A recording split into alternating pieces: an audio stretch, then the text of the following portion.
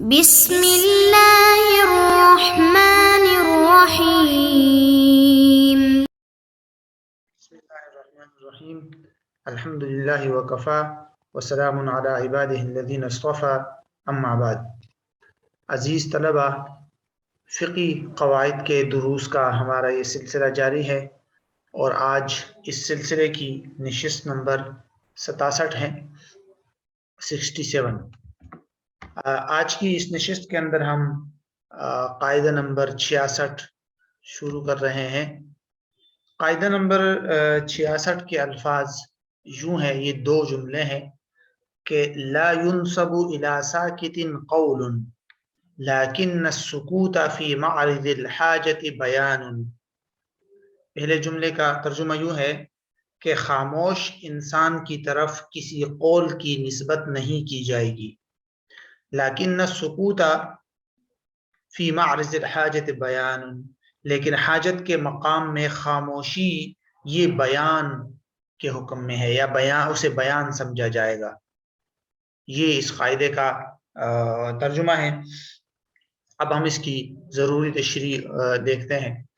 یہ قاعدہ ان دو تعبیرات کے ساتھ بھی بعض کتب کے اندر ملتا ہے کہ لا انسب الى ساکت قول، اسی طرح لا ينسب الى ساکت قول قائل ولا عمل عامل انما ينسب الى كل قوله وعمله، کہ خاموش شخص کی طرف کسی قائل کا قول یا کسی عمل کرنے والے کا عمل منسوب نہیں کیا جائے گا، بلکہ ہر شخص کی طرف اسی کا قول اور اسی کا عمل منسوب کیا جائے گا. الفاظ کی وضاحت میں اس قاعدے میں دو الفاظ ہیں، ایک ہے سکوت اور دوسرا معرض کا لفظ اہم ہے. سکوت خاموشی کو کہتے ہیں، ترک کلام کو، اور اسی لیے علماء اس کی تعریف بھی اسی طرح ہی کرتے ہیں کہ ترک التکلم مع القدرت علیہ، کہ ایک شخص کو کلام پر قدرت ہو اور اس کے باوجود وہ اس پر خاموشی اختیار کر لے تو یہ سکوت ہے. اب عدم تکلم یا کلام نہ کرنا ایسا تو گونگا شخص بھی کرتا ہے، لیکن چونکہ وہ قدرت نہیں رکھتا تو گونگے شخص کی بات نہ کرنے کو سکوت نہیں کہا جاتا، بلکہ جو شخص کو کلام پر قدرت ہو اس کو کہتے ہیں، اس کی خاموشی کو کہتے ہیں، یا اس کے خاموش رہنے کو، کلام نہ کرنے کو سکوت کہتے ہیں. سکوت کی علماء پھر دو قسمیں بھی بیان کرتے ہیں، ایک کو کہتے ہیں سکوتی مجرد اور دوسری قسم کو کہتے ہیں سکوتی ملابس. سکوتی مجرد اس کو کہتے ہیں جو ہر اعتبار سے سکوت ہو، خاموشی ہو، ظاہراً بھی اور باطناً بھی، یعنی متکلم یا خاموش متکلم شخص، یا مطلب جو شخص خاموش ہوتا ہے اس کی خاموشی کسی مقصد کے پر کوئی قرینہ نہ ہو کہ بھئی یہ کیوں خاموش ہوا ہے، ہاں کے لیے یا نہ کے لیے، اس بات پر کوئی قرینہ موجود نہ ہو. اور سکوت ملابس کا مطلب ہوتا ہے وہ سکوت جو بظاہر تو خاموشی اور سکوت ہے لیکن باطناً وہ سکوت نہ ہو بلکہ کلام کے درجے میں ہو، جیسے کہ جس کو بعض فقہاء کرام تعبیر بطریق الدلالہ بھی کہتے ہیں، یعنی ایسے قرائن، ایسے علامات موجود ہو جو یہ بتائے کہ بھئی یہاں خاموشی نہیں بلکہ بیان مراد ہے. جیسے کہ اسی قاعدے کے الگ جملے میں ہے کہ لیکن السکوت فی معرض الحاجت بیان، اس کے اندر سکوت کی دوسری قسم کی طرف اشارہ ہے کہ اگر حاجت کا مقام ہے، بیان جہاں پر بات کرنا ضروری ہے، اس کے باوجود انسان خاموش رہتا ہے تو اس کی خاموشی کو بیان سمجھا جائے گا. دوسرا لفظ ہے اس قاعدے میں معرض. معرض کا لفظ معارض کی جماعت ہے، نمائش وغیرہ کی جگہ کو کہتے ہیں. یہاں حاجت کا مقام اور مراد ہے، یعنی کوئی بھی مقام جہاں پر بات کرنے کی ضرورت ہو. اب ان کے بعد ہم قاعدہ کا مفہوم کی طرف آتے ہیں. یہ قاعدہ جیسے میں نے پہلے بھی بتایا تھا دو جملوں پر مشتمل ہے. پہلا جملہ ہے لا ينسب الى ساکت قول، اس کا مطلب یہ ہے کہ کسی خاموش شخص کی طرف کسی قول کی نسبت نہیں کی جائے گی. یعنی شریعت کا اصول یہ ہے کہ ہر شخص یعنی شریعت کے اندر بہت سارے معاملات کے لیے کیا بلکہ ضروری ہے ہر شخص کی طرف آپ کوئی بات منسوب کر رہے ہیں یا کوئی عمل منسوب کر رہے ہیں تو اس میں اس کی رضامندی ضروری ہے، اور رضامندی کے لیے الفاظ ضروری ہے. خاموشی کو آپ رضامندی نہیں کہہ سکتے. یہی وجہ ہے کہ علماء نے لکھا ہے کہ اگر کوئی شخص جو ہے وہ خاموش ہوتا ہے تو اس کی طرف ہم یہ بات منسوب نہیں کر سکتے کہ یہ رضامند ہو گیا، یا ہم اس کی طرف یہ بات منسوب نہیں کر سکتے کہ یہ انکار کر رہا ہے، بلکہ اس کی طرف سے کچھ بھی منسوب نہیں کیا جائے گا. ہاں وہ الگ بات ہے کہ علماء نے اس کے لیے کچھ شرائط ذکر کی ہے کہ خاموشی اختیار کرنے والے کی طرف کسی بھی قول یا کسی بھی عمل کی نسبت تو نہیں کی جائے گی، لیکن اس کے لیے کچھ شرائط ہے، جیسے کہ ایک شرط اسی قاعدے میں بیان ہوا ہے کہ وہ مقام حاجت نہ ہو، دوسرا یہ ہے کہ خاموشی اختیار کرنے والا کلام پر قادر ہو، کیونکہ گونگا شخص اگر خاموش اختیار کرے گا تو اس کی طرف قول کی نسبت ہو سکتی ہے بشرطے کہ اشارہ وغیرہ کر لے وہ۔ اور تیسری شرط یہ ہے کہ وہ کسی مبہم کلام کی تفسیر کے لیے اشارے سے مدد لینے والا نہ ہو، کیونکہ اگر وہ اشارہ کرتا ہے یا کچھ اس طرح تو جس سے کچھ نہ کچھ بات معلوم ہو رہی ہے تو پھر تو اس کی طرف منسوخ کر دی جائے گی وہ بات۔ جیسے مثلا آپ سے کوئی شخص پوچھے ہاں یا نا میں جواب، آپ اوپر نیچے سر ہلائے اور زبان سے خاموشی ہو، تو اس اشارے کو بھی علماء معتبر مانتے ہیں۔ تو بہرحال یہ اس جملے کا اس قاعدے کا پہلا جملہ ہے۔ دوسرا جملہ ہے لیکن السکوت فی محل الحاجۃ بیان، یہ اصول فقہ کا ایک قاعدہ ہے کہ کسی کوئی ایسا مقام ہو جہاں پر کسی انسان پر کلام کرنا یا بیان کرنا لازم ہو اور اس کے باوجود وہ خاموش ہوتا ہے تو اس کی خاموشی کو بیان تصور کیا جائے گا۔ یہ اصل میں اصول فقہ کے اندر بیان ایک پورا ایک چیپٹر ہے جس کو بیان کہتے ہیں۔ بیان کا مطلب ہوتا ہے کہ وہ چیز جس کے ذریعے سے متکلم اپنی مراد کا اظہار کرتا ہے، اور پھر بیان کی اصول فقہ کے اندر 5 قسمیں بیان کی جاتی ہے: بیان تقریر، بیان تفسیر، بیان تغییر، بیان عطف اور بیان ضرورت۔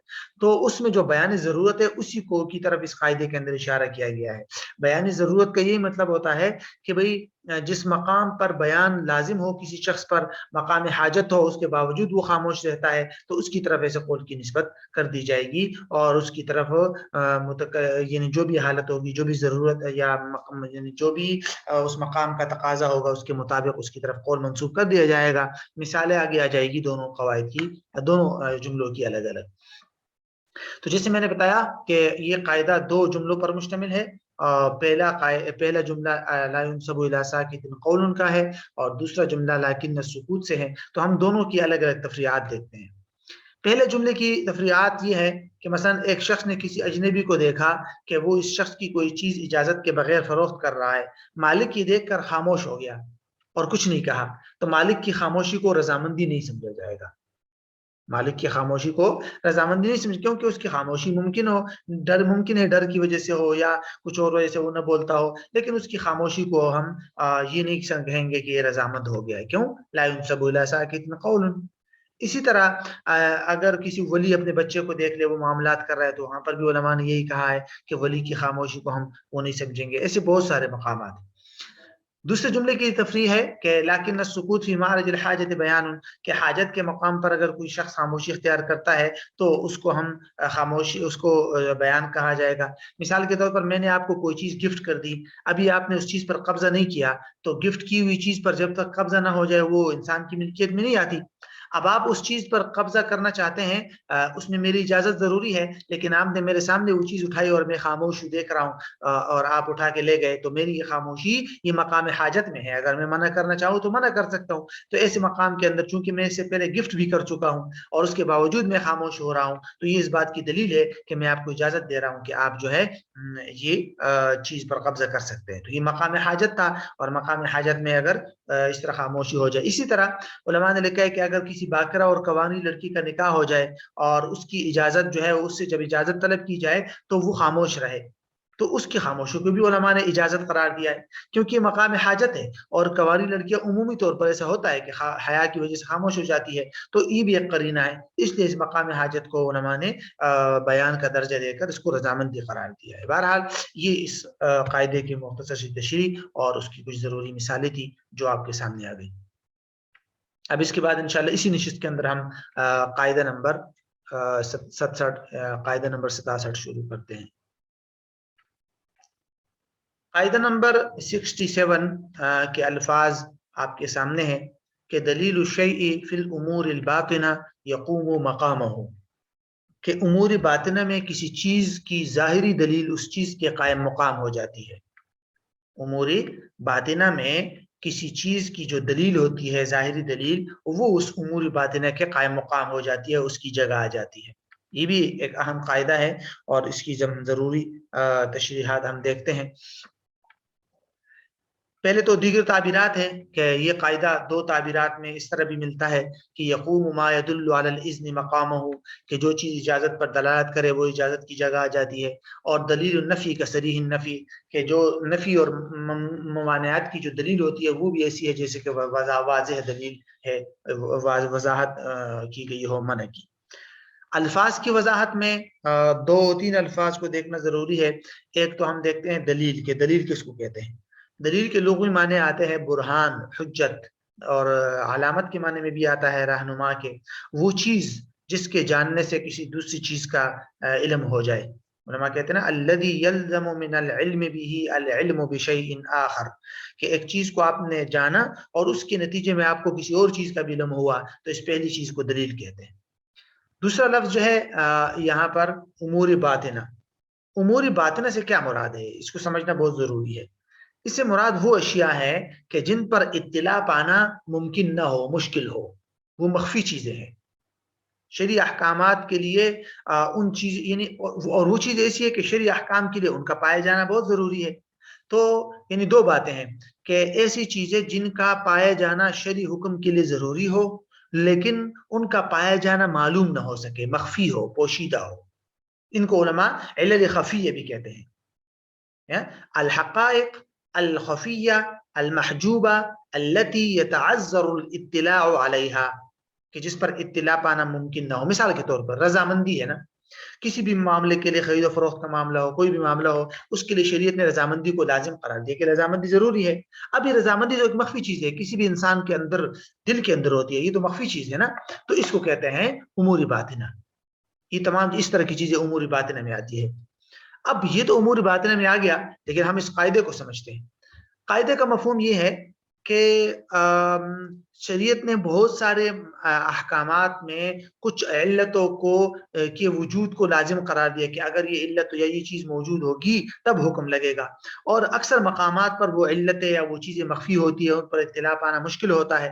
تو ایسی صورتحال میں ظاہری طور پر کوئی عمل، کوئی دلیل، کوئی اشارہ، کوئی علامت، کوئی ایسی بات پائی جائے، نشانی پائی جائے جس سے اس مخفی چیز کے وجود کا علم ہو جائے تو بس کافی ہے۔ یہ جو ظاہری دلیل، علامت یا نشانی ہے، یہ اس مخفی اور چھپی ہوئی چیز کے قائم مقام ہو جائے گی۔ جیسے ابھی میں نے آپ کو مثال دی کہ رضامندی تو دلی چیز ہے، دل کی چیز ہے، تو اب اس دل کی چیز کے لیے زبان سے کسی نے کہہ دیا میں راضی ہوں، تو یہ زبانی الفاظ اس کی رضامندی کے قائم مقام ہو جائے گے۔ اسی طرح یا اس نے وہ سر ہلا دیا ہاں میں، یا اس نے کوئی اشارہ کر دیا، یا اس کو یہ، اور اس طرح وہ ہنس گیا، خوش ہو گیا، تو اس طرح کی علامات سے اگر اس کی رضامندی معلوم ہو گئی تو بس یہ جو ظاہری چیزیں ہیں یہ مخفی چیز کے قائم مقام ہو جائے گی، اور ہم حکم لگا دیں گے کہ بھائی صاحب یہ چیز جو ہے، یہ آدمی راضی ہے کیونکہ اس کی علامت پائی گئی ہے۔ تفریحات ہم دیکھتے ہیں، ویسے تو کئی تفریحات ہیں اس کی۔ مثال کے طور پر عیب پر رضامندی ہے۔ آپ کوئی بھی چیز خرید لیں اور اس چیز کے اندر کوئی عیب موجود ہو، کوئی خرابی موجود ہو، تو شریعت نے آپ کو یہ حق دیا ہے کہ آپ اس چیز کو واپس کر سکتے ہیں۔ لیکن اگر آپ اس عیب پر رضامند ہو گئے اور آپ نے کہا مجھے اسی طرح قبول ہے، تو پھر آپ اس چیز کو واپس نہیں کر سکتے۔ اب عیب پر رضامندی جیسے میں نے آپ کو پہلے بھی بتا دیا ہے، تو مخفی چیز ہے کہ دل کے انسان کے دل میں کیا ہے، رضامندی ہے یا نہیں ہے، تو اس کے لیے زبانی الفاظ یا اس چیز کا استعمال، یہ علامات اور نشانیاں ہیں رضامندی کی۔ اگر میں نے آپ سے کوئی چیز خرید لی اور مجھے اس کے اندر کوئی فالٹ، کوئی خرابی، عیب نظر آ گیا، اور اس کے باوجود میں استعمال کر رہا ہوں، تو میرا اس چیز کو استعمال کرنا ہی اس بات کی دلیل ہے کہ میں راضی ہوں۔ تو جب دلیل آ گیا تو آ گئی، تو بس رضامندی کا حکم لگ جائے گا۔ اسی طرح دوسری مثال ہے ایجاب سے اعراض، کہ ایجاب یا کوئی آدمی کسی چیز کے بیچنے کا آفر کرتا ہے تو سامنے والے نے اگر جب تک قبول نہ کیا ہو تو ایجاب یا جس نے آفر کیا ہے وہ اس سے اعراض کر سکتا ہے۔ اب یہ اعراض یا یہ ایجاب کو ترک کر دینا کبھی واضح الفاظ میں ہو جائے پھر تو پتہ چل جائے گا، لیکن اگر واضح الفاظ میں نہ ہو، دلی طور پر، یا سامنے والا آدمی جو ہے اس ایجاب کو قبول نہیں کرتا، تو اس کے لیے اگر وہ اس مجلس سے کھڑا ہو جاتا ہے، قبول کیے بغیر چلا جاتا ہے، تو اس کا کھڑے ہو کر چلے جانا اس بات کی دلیل ہے کہ وہ اس ایجاب سے اعراض کر رہا ہے اور اس کو قبول نہیں کر رہا۔ اسی طرح لقطے کا حکم ہے، راستے میں گری پڑی ہوئی چیز، کسی مسلمان سے کوئی چیز گری ہوئی ہو اور آپ کو مل گئی، تو اس کا شرعی حکم یہ ہے کہ آپ جو ہے اس کو یعنی اس کا اعلان کریں گے، اس کو بطور امانت اٹھائیں گے اپنے پاس اور اس کا اعلان کریں گے۔ اگر کوئی مل گیا تو ٹھیک ہے، مالک کو دے دیا جائے گا، اگر مالک نہیں ہے تو پھر اس کی طرف، مالک کی طرف سے مستحق زکوٰۃ لوگوں کو آپ اس کو صدقہ کر دیں گے وہ چیز۔ اب علماء نے لکھا ہے کہ اگر ایک انسان کے پاس لقطہ کی چیز جو ہے وہ ضائع ہو گئی تو کیا وہ ضامن ہوگا یا نہیں ہوگا؟ تو اس کا حکم لگے گا اس کی نیت پر کہ اس نے کس نیت سے یہ چیز اٹھائی تھی۔ اگر اس نے راستے سے وہ چیز اٹھائی تھی اپنے لیے تو اس پر حکم لگے گا کیونکہ یہ غصب کے حکم میں آئے گا اور وہ ضامن ہو جائے گا۔ اور اگر اس نے اپنے لیے نہیں اٹھائی تھی، امانت کے طور پر اٹھائی تھی کہ میں دے دوں گا مالک کو یا صدقہ کر دوں گا، تو پھر اس پر ضمان نہیں آئے گا۔ اب اس کی نیت تو ہمیں معلوم نہیں ہو سکتی، تو اس کی نیت تو معلوم نہیں ہو سکتی، لیکن اس کے عمل سے پتہ چل سکتا ہے، وہ ہے اس کا اعلان کرنا، اظہار کرنا، لوگوں کو بتا دیا کہ بھئی یہ چیز ملی ہے، کس کی ہے، تو اس کے اس اعلان سے پتہ چل جائے گا کہ ہاں اس نے اپنے لیے نہیں اٹھائی۔ تو اس کے اس اعلان کے بعد اگر چیز اس سے ضائع ہوگی تو اس پر ضمان کا حکم لاگو نہیں ہوگا۔ تو یہ اس قاعدے کی کچھ مثالیں تھی، باقی تفصیلی مثالیں آپ کتابوں کے اندر دیکھ سکتے ہیں۔